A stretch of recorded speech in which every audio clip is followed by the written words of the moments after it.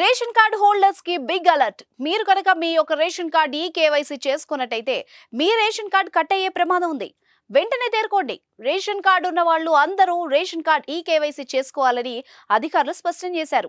ఇప్పటికే ration card KYC గడువును చాలా సార్లు పొడిగించారు.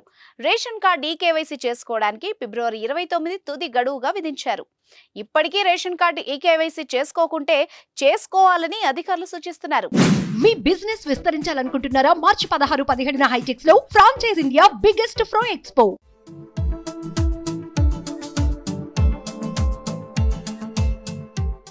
ఈ 2 రోజుల్లో రేషన్ కార్డు కేవైసీ చేసుకోవాలని, లేదంటే రేషన్ కార్డు కట్ అవుతుందని స్పష్టం చేశారు.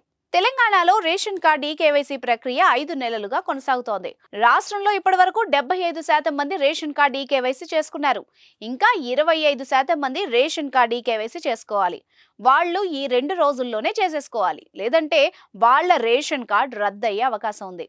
బోగస్ రేషన్ కార్డులు తొలగించేందుకు ప్రభుత్వం రేషన్ కార్డు కేవైసీ తీసుకొచ్చింది. ఇందులో భాగంగా రేషన్ కార్డులో పేరున్న ప్రతి ఒక్కరూ కేవైసీ చేసుకోవాల్సి ఉంటుంది.